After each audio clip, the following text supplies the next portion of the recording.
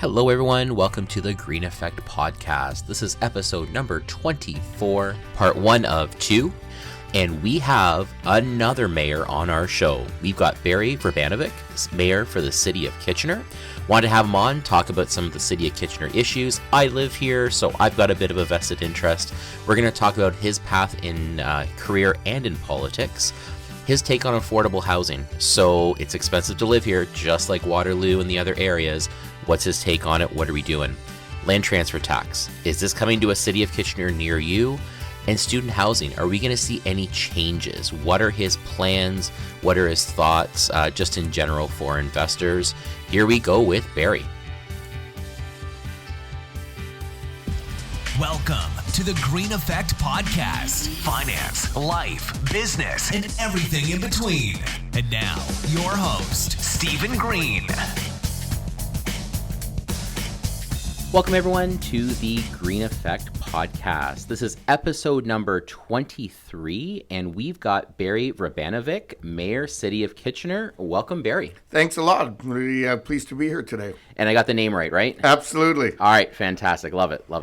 So let's get going right into it. So we always want to know a little bit more about our guests. So tell me about your path in business, career. How do you end up being the mayor of a city? Good question. You know what, to be honest with you, it's really been an evolution. I've been very engaged in the community, going back to my grade school days and then high school days and then university days. And then ultimately, as my career developed afterwards. But probably really started in politics in a formal way in high school where I think one day after school in grade 10, a friend of mine asked if I wanted to go and volunteer on a provincial campaign. And he said, "What are you going to do?" And or I asked him, "What are we going to do?" And he said, "Well, we'll go hammering signs, deliver pamphlets, knock on doors, that kind of thing." I said, "That sounds, better than doing homework." Yeah. And went and got the political bug, and that sort of started it. Was involved in student government then in high school and in university. And once I entered the workforce and I worked at the city in the IT department, there was an opportunity back in 1994 when several members of council weren't running again because Dom had retired and a number of them ran for mayor. And so I thought, you know what? Particularly being a city employee, you don't necessarily want to run against an incumbent. And so I thought this was a good time to run and ran and got elected and spent 20 years as the councillor for Ward 2, the Chicopee and Stanley Park areas. Excellent. That's where I live. So okay, awesome. Yep. And then when Carl retired after 17 years of mayor, I ran for mayor in 2014 and then got reelected last year. Fantastic. Yeah, 17 years. That's fantastic. That's a long time. Yeah, for Carl, absolutely. And but during my time on council, it's been an incredible experience. I say I love local government partially because you don't have the party politics associated with it in Canada. It's an opportunity to take great ideas, no matter where they come from along the political spectrum, and look at making them a reality in the city. It's the order of government where you impact people's day-to-day lives the most, and have been, had many opportunities to do that. But the beauty has been I've also been involved at the national and international level with cities. With the Federation of Canadian Municipalities since 2000. I was their president in 2011-12. So working with the federal government of the day, which was Prime Minister Harper. So you get to see kind of what other cities are doing and maybe learn from what they're doing well or not doing well. Right? Absolutely, and develop a network. And I've been involved with UCLG, United Cities and Local Governments, which is the global body, and currently sit on the presidency of that organization. That's got to be neat. Yeah, it is. We're talking completely global then. We're like Europe, Asia, everything like that. Yeah, I mean, right? our presidency is made up of our current president is the former mayor of Johannesburg, and he was the president of the South African Local Government Association. And then the other co-presidents include the mayor of Strasbourg, France, the mayor of Paris, the mayor of Quito in Ecuador, the mayor of Guangzhou in China. Tell me that takes you on the Others. road. Do you get to go to these places? Some of them, but our offices are based in Barcelona, so Still not a bad trip. not a bad place. Well, that's where we have our strat session every year. But to be able, quite frankly, from a small city in Ontario of 230,000, it really takes, it helps put Kitchener and Waterloo region on the global map through that work. And I think it's there. But to your point, I think just the additional exposure that you can give to it, it's even better, right? Absolutely. I mean, listen, we're very fortunate in this community as a region and each of its parts. I mean, we punch above our weight, I think, both in Canada and globally. Some of that is because of our academic institutions, University of Waterloo in particular, but also Laurier and Conestoga College. Some of it is because of the work of our tech and innovation companies. BlackBerry probably is the one that put us most on the map with its initial smartphone. And today it's whether it's open text, whether it's Desire to Learn, whether it's Google, or whether it's some of our startups like North and Vidyard and so on that are really, becoming part of a global story. Yeah, that's fantastic. Okay, so I'm sure this is the one that I know you just came from a big meeting. I'm sure this has been nonstop on everyone's list. Affordability. So talk to me about things are getting expensive. It is expensive to live here. It's gone up. Nothing's going down. What's your take on it? How do we make things more affordable? I got two kids, 16 and 18. I'm dreading when they need to find a house because their incomes don't keep up with values, right? What do you see out there? What's coming down the pipe? Give me your take.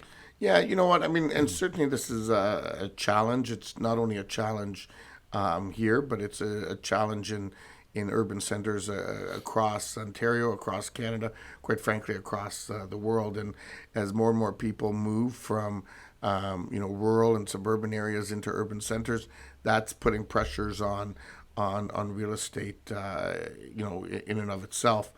I think as a city, we've done a good job in terms of trying to ensure that we manage supply as much as we can.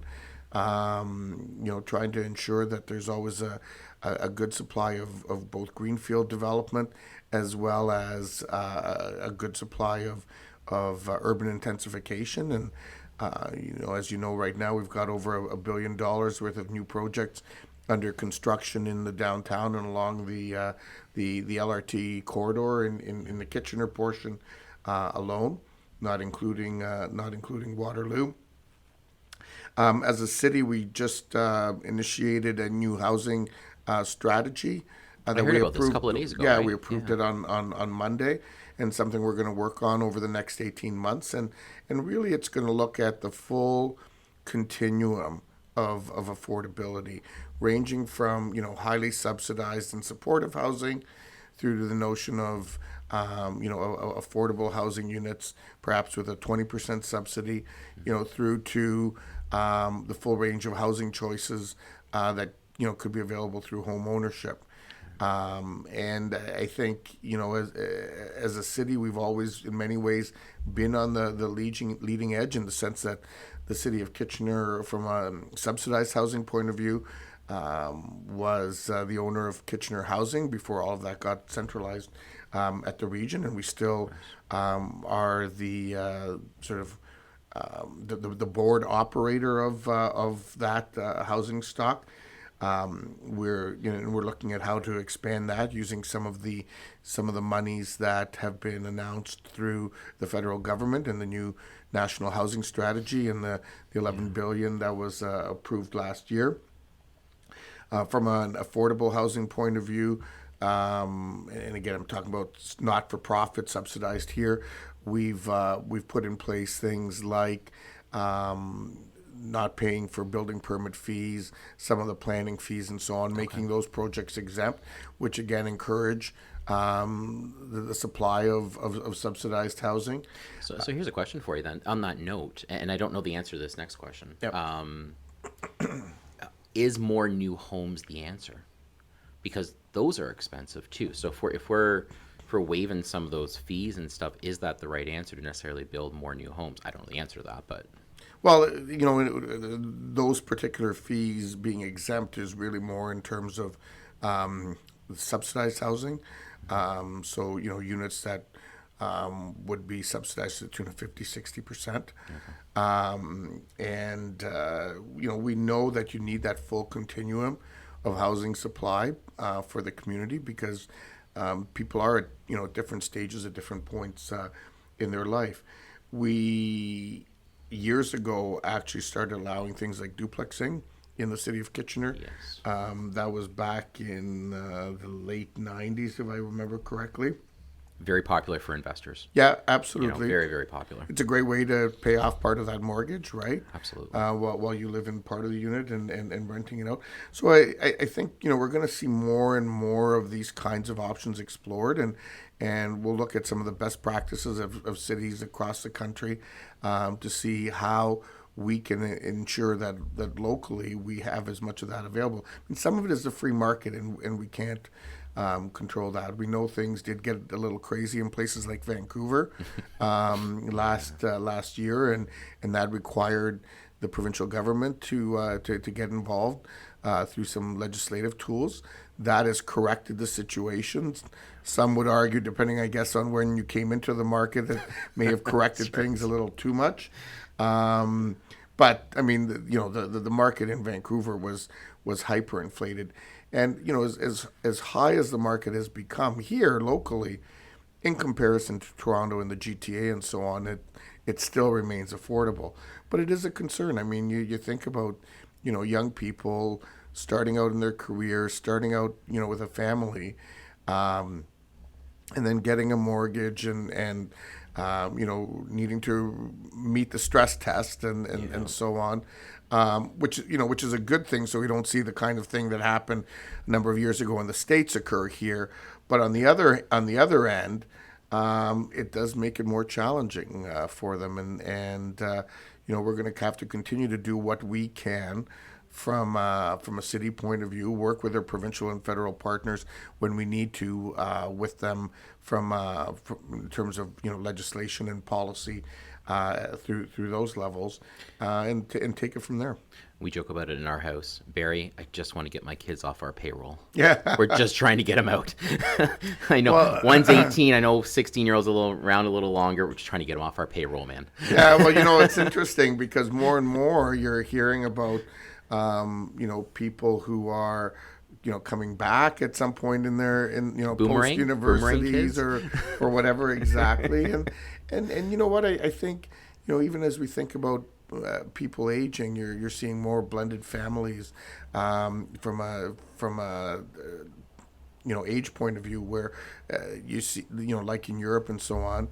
We're seeing extended families maybe in the duplex and those kinds of things, and that isn't a bad scenario. It's not the way we've necessarily done things in North America, but certainly people from that are still immigrating here or that once immigrated here, that's the way it was done in the old country, right?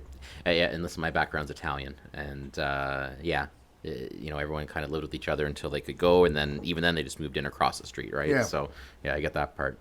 Do you think one thing that was on the table a while ago, and obviously with the issue with affordability, hopefully not, but is there anything in the talks for a regional, so not a regional, a city land transfer tax? Do you think we'll see something like that anytime soon? So that was a question that got asked this morning.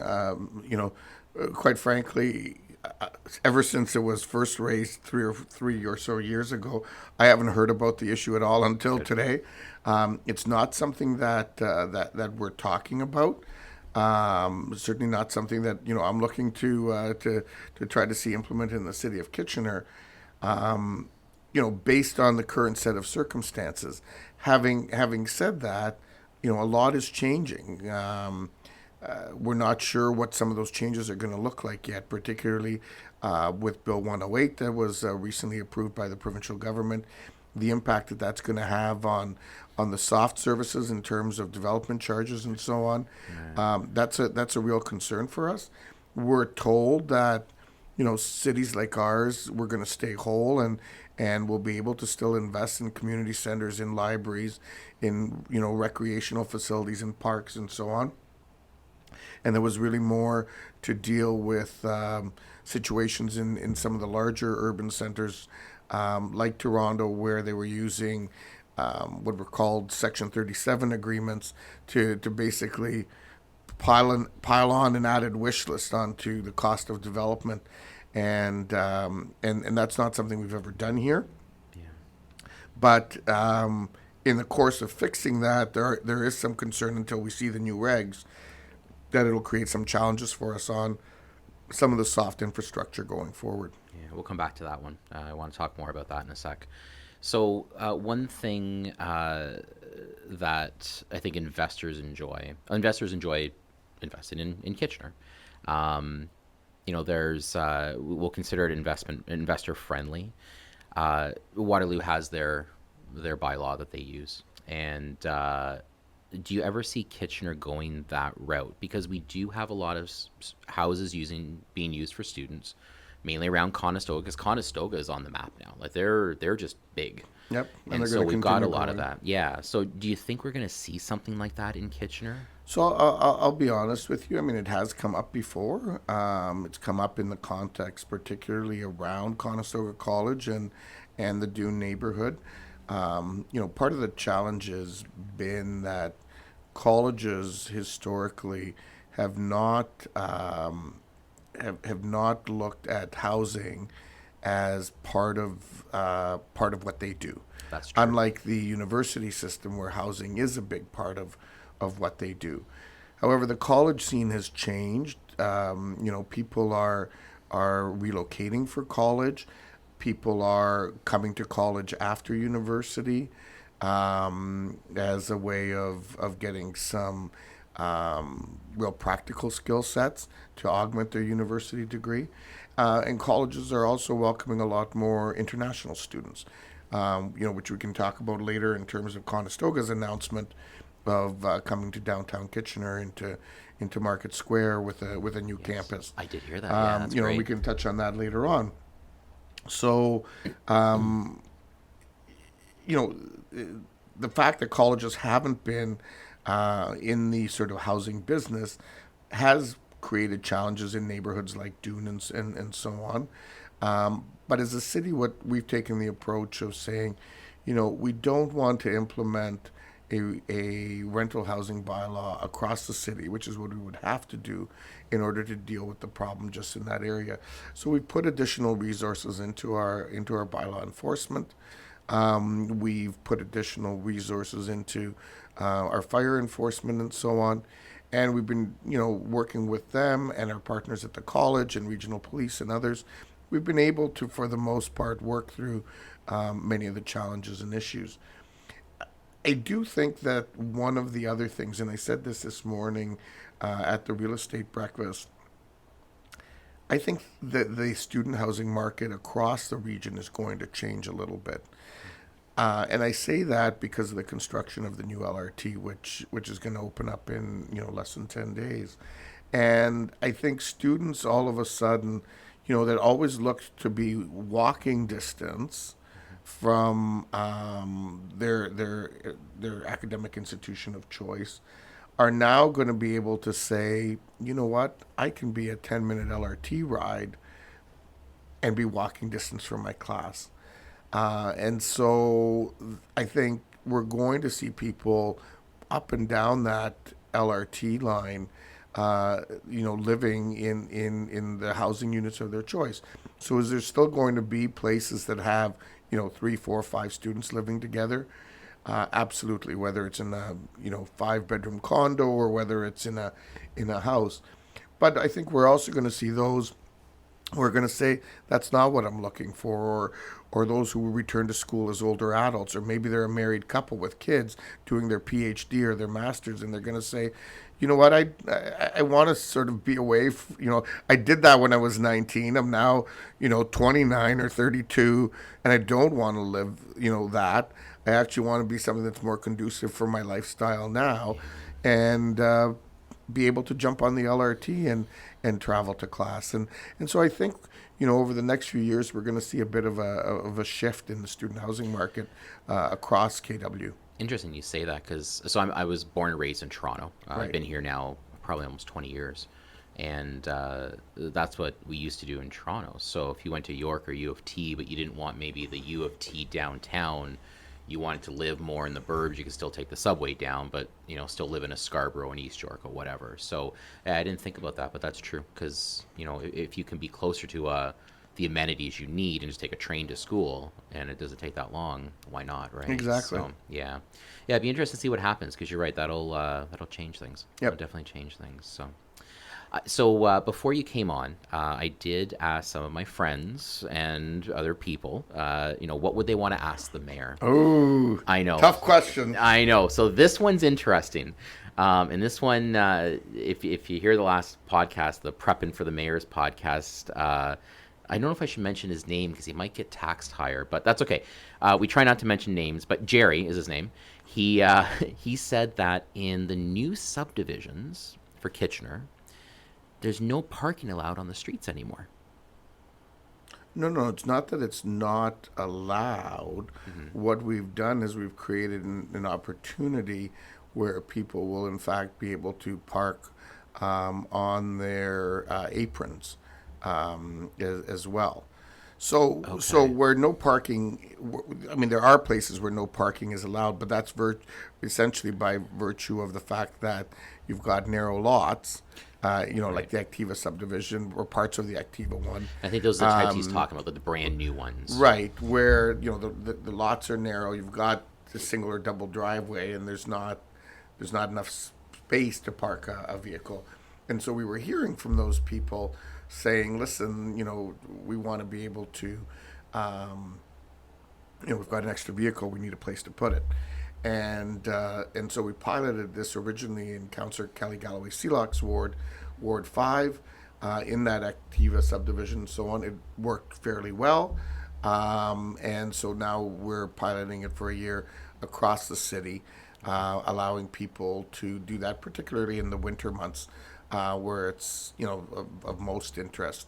One of the other things that we haven't introduced yet, but we will, is the exemption for a night. So if there is no snow event, you've got a particular family gathering or something, excuse me, you'll be able to do an exemption like you do in Waterloo, and that's something that we hope to have up and running before next winter. That's perfect. I think that's I've been in that issue. I've been in that situation before, right? And holiday season, people may overindulge with things, and that's almost a safety thing, right? Yeah. Especially if it's not a snow event, right? Yep. No, exactly. And the good news is, as a city, we in the from April through till December, we have no restriction. There's a normal 3-hour one, but we don't enforce it unless people complain. Mm-hmm. So all sorts of folks, leave their cars on the street overnight, and that works out fine. In the winter months, we didn't do that. We did have sort of an exemption between Christmas Eve-ish until New Year's. That worked well, but now this further exemption, I think, will help people with the one-offs that happen from time to time. Your bylaw officers like my street. Just want to let you know that. We are a proud supporter, a few of us, of the city of Kitchener. But we certainly appreciate. We would rather not have to give those tickets out. But I've had some tradespeople. I've had some tradespeople, and they've also donated quite well. so we're good. We're definitely good. And there you go, part 1 of 2 with Barry. Don't forget to listen to part 2 coming out very shortly. We're going to talk about everything from regional council review to safe consumption sites, how he would sell his city to others, and most importantly, we're going to find out if the prediction he made for the Raptors final was correct or not, because he made it before it happened. So, if for no other reason, listen in for that. Again, thanks so much for listening. Until next time, talk to you soon. Thank you for listening to the Green Effect Podcast. Subscribe to this podcast on iTunes or Google Play so you catch the next episode. And don't forget to leave a review. Much appreciated.